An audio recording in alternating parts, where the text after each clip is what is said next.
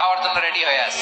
জামাত ইসলামের একটা ধর্ম ব্যবসায়ী, আর এই যে একটা জামাত ইসলামের আমিরকে এমন আধুনিকতার তত্ত্ব দিচ্ছে যেগুলোর সাথে বাস্তবতার কোনো মিল নাই। এদের রাজনৈতিক সত্তাই হচ্ছে ধর্ম ব্যবসা করা। এই সরকারের সবচেয়ে অসহনীয় এবং অসহ্য বিষয় হচ্ছে এই জামাত ইসলামকে যে বেশি বাড়াবাড়ি করে। আসসালামু আলাইকুম। আজকে আমরা দেখাবো বিএনপির নেতাকর্মীরা মিজানুর রহমান আজহারীকে কি বলল আর জামাতকে।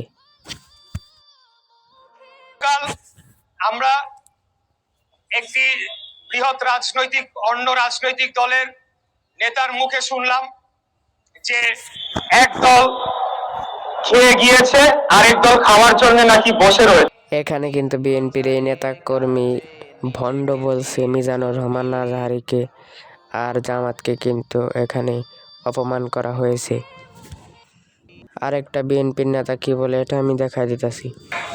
ইসলামের নাম নিয়ে, ধর্মের নাম নিয়ে যারা মানুষকে বিভ্রান্ত করেছেন 70 সনে 71 সনে, এখনো যারা করতে চান, তারা বাংলাদেশে যদি 10%-এর বেশি ভোট পান, ভোটের পরে ফজলুর রহমানের সাথে দেখা করে। চলেন আপনাদের দেখায় 2020 সালে মিজানুর রহমান আজহারীর মাহফিলে কত মানুষ হইতো। 2025 দেখানো লাগবে না।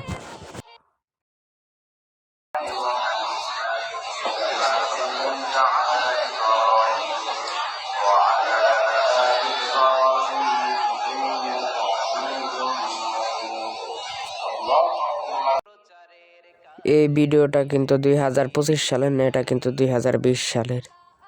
এই বিষয় নিয়ে যদি আরো কিছু জানতে চান বিস্তারিত, তাহলে কমেন্টে বলে যান, বা কোন বিষয় নিয়ে পরবর্তী ভিডিও বানাবো এটাও কমেন্টে বলে যান। আর ভিডিওটা ভালো লাগলে লাইক সাবস্ক্রাইব করে দিন।